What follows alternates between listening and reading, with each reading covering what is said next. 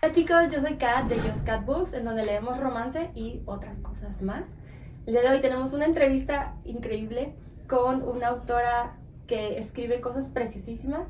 El día de hoy tenemos con nosotros a la grandiosa Becky Albertalli. This is your first time in Mexico. I came to Mexico once as a kid. So this is my first time as an adult, my first time as an author. And I was like quite young when I came, so I'm gonna count it as my first time. Okay, So. we're gonna count it as your first time as an author. Yes, How are you definitely. feeling right now? Are you excited? I am. It's been lovely so far. I had a chance to visit the exhibition hall. It's amazing. Everybody's been really nice. The food is excellent. So Yes, yeah, it is. A+. First of all, it's such an honor to meet someone that I consider one of the first authors to talk about LGBT or queer stories for younger audiences. And something that I really love about your stories is that they are really relatable and they leave you thinking about yourself, what we define as our sexuality. Can you tell us a little bit about your writing, your creation process, and how do you come up with all these lovely stories? Thank you so much. That's such a kind way to ask it. I feel like my process is a little bit of a mystery to me.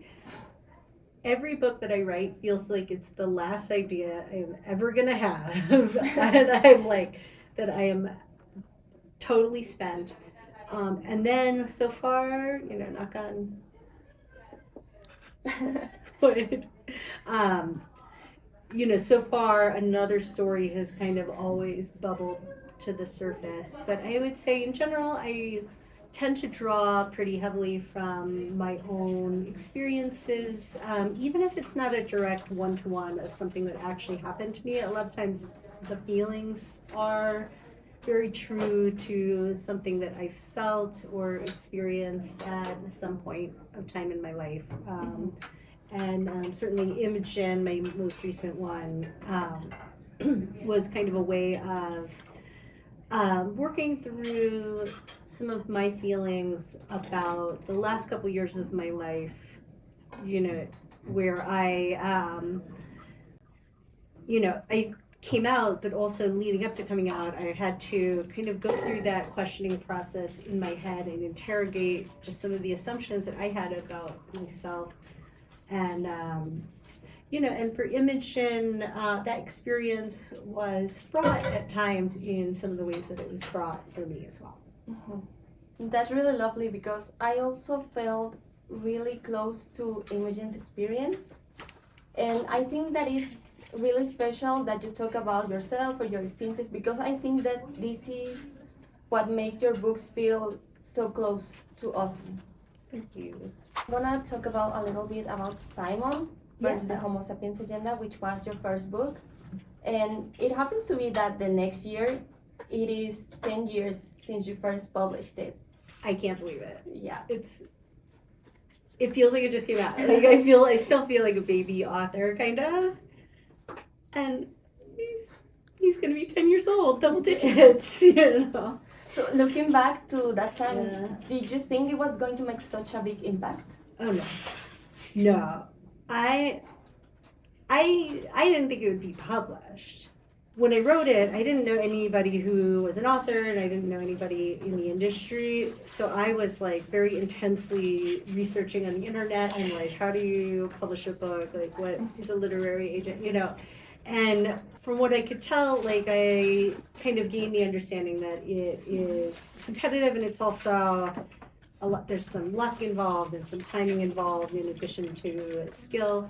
So I was like, all right, well, this is going to be a long shot, but I'm going to give it a try.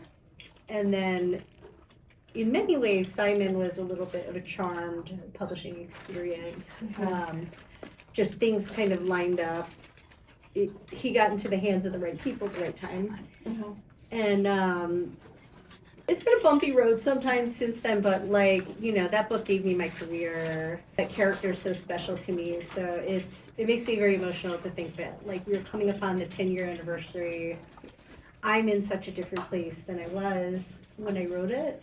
You know, I think there's like a line in the book, and I am not good at like remembering the quotes exactly, but he talks about just maybe it's a good thing the way we never stop surprising each other. Simon is all about kind of these like moments of change, and I feel like I kind of got to go through that with him, through him. So I'm grateful for that. Obviously, talking about Simon, we have already seen the movie adaptation, which is Love, Simon. We have the TV series Love, Victor, which was inspired by it. If you could choose any other of your books to be adapted into any medium, it could be a movie, a series, a comic book, which one would you like to see adapted? I'm going to cheat, and I'm going to say The Upside of Unrequited, because I finished filming this summer. So The Upside of Unrequited, yeah, it's like, and I don't have any information about release date or distribution at the time, but it was created by British filmmakers named the Shakespeare Sisters.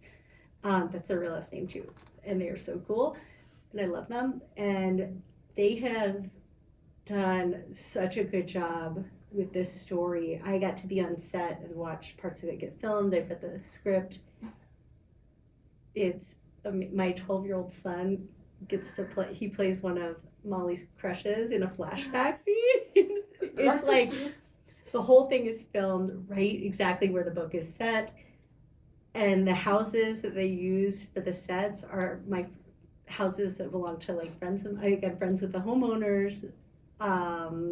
You know, it's just a very like intimate production. I am so excited for it. So I'm gonna say The Upside of Unrequited film adaptation, specifically the Shakespeare Sisters version of that.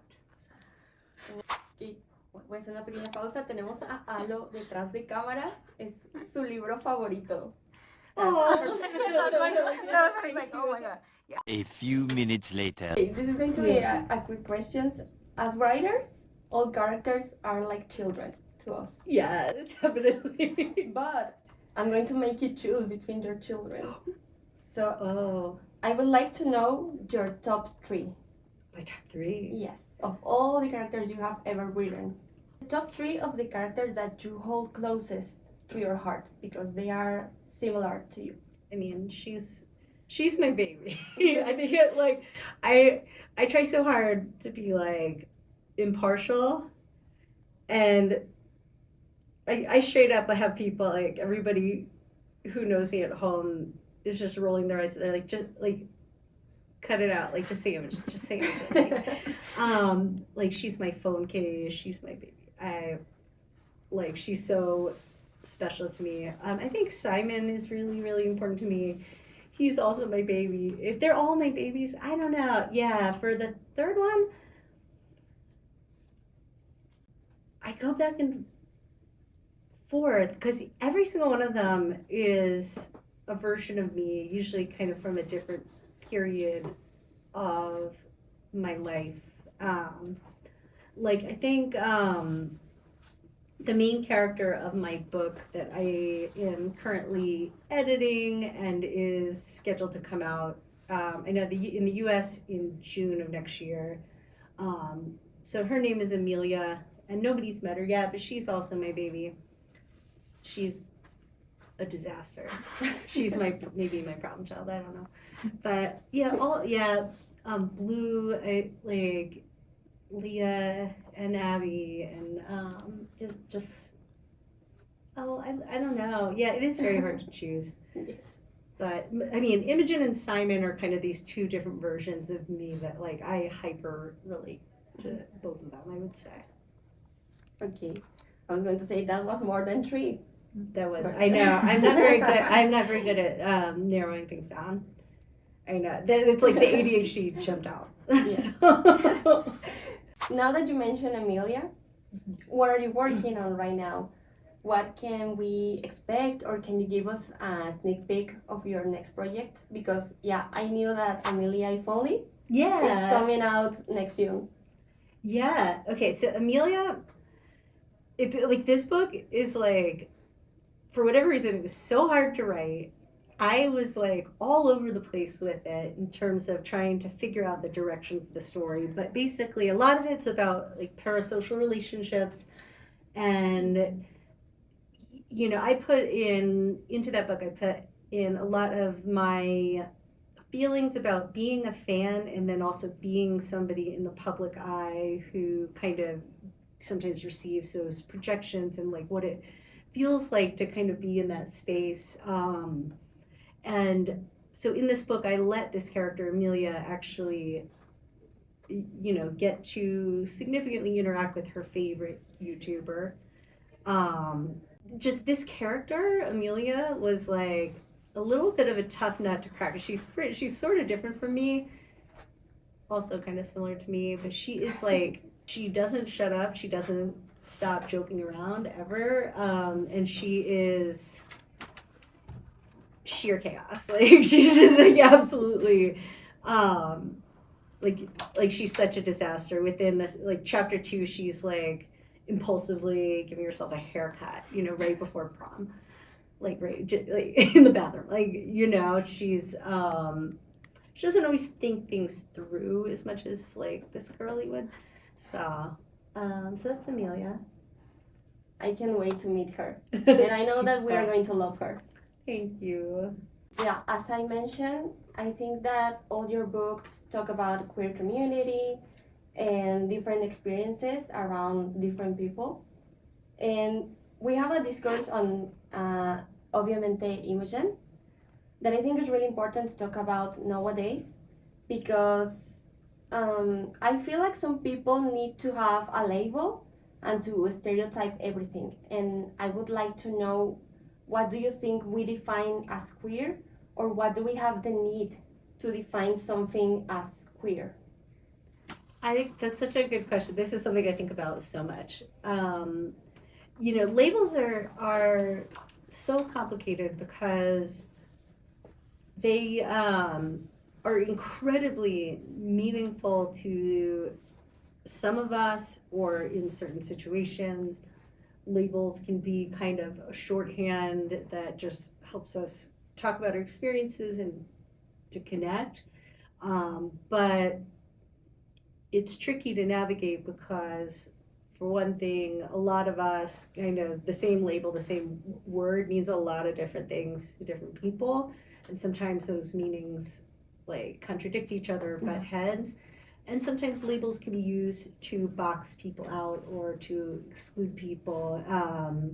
That is like definitely at the heart of this story. I think, you know, one of the things that I think has been an important learning experience for me over the last couple of years is understanding just how fluid labels can be. I think where it is very relevant kind of in the book community is and actually in any kind of entertainment, right? I think maybe it's almost easier to talk about with like actors, where you see people talking about this actor's queer, this actor's not queer. And, you know, I mean, on the one hand, typically we are not living inside of that actor's head, and we don't actually know if somebody is queer unless they tell us they are. But I think there's this like sometimes you'll see people say, well, they've said that they're straight, they're openly straight or whatever, you know. That's a great book, by the way, by Bill Coxberg. But they, you know, they have spoken about their sexuality before and, you know, revealed that they are not queer. And it's possible that that's true. It's also possible that they are closeted, and it's also possible that they fully believe that they are straight in that moment, and that they are, you know, questioning or don't even realize that they're questioning. That was my experience. And I ended up feeling very boxed in a lot of ways. I did it to myself because, you know, I got very stuck in that rigid idea that I'm like, oh no, I'm straight. I have disclose that. I felt like I had to disclose that. And then when I was questioning that, that felt very hard to wrap my head around. Just this idea that like, oh no, this label's a little bit in flux for me and I'm not ready to talk about that yet. And it's not always as neat and tidy as like, I'm gonna put this flag in my Instagram bio, you know? Yeah. I really love hearing about your experience because I feel like it's something that most of us have questioned at some point in our lives. So it's really important, and I think it's really good to see it represented on books that we read nowadays. Thank you so much. No, I think thanks to you. I'm like very honored to be writing in this space and to be a part of that conversation. Thank you. Can we do a quick game Mm-hmm. just to see how Oh yeah, I saw that earlier. I was Yeah. how good you know your own characters? oh, this is gonna be fun. Okay. You show me the name and I give you clues and you have to guess who it is. Oh, okay. So okay. Mix them up. That's such a good idea. Wait, this is such a cool game. Oh, okay. Yes. Okay, I didn't see it. So, It's a girl. okay. She's questioning things. Is it Yeah, Imogen? it's Yeah. She's also a girl. She's plus size. She's also questioning things. Leah or Molly? I low-key, in retrospect, I'm like, Molly never is bi on the page, but she does notice that a girl is cute on page 2 of that book. So in retrospect, I'm like, Molly, if you're not questioning things now, you will be later. But I'm gonna go with Leah. Is she Okay. Leah?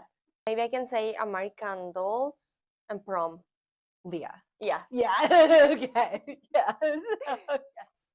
Yes. Okay. I think this is an easy one. Blackmail. Martin? Yes. Yeah. So, yeah.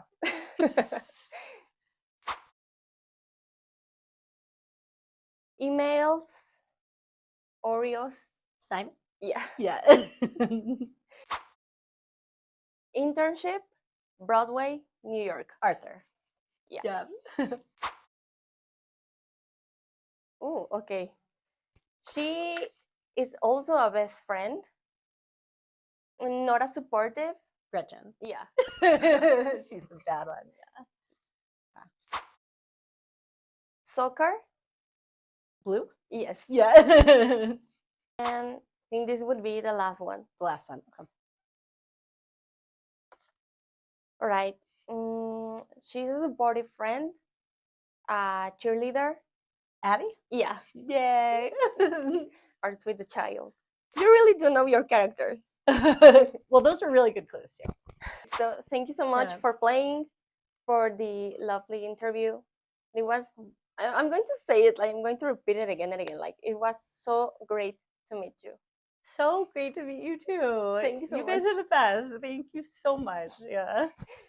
Y nos vemos después en otra ocasión. Cuídense mucho, sigan leyendo romance. Bye.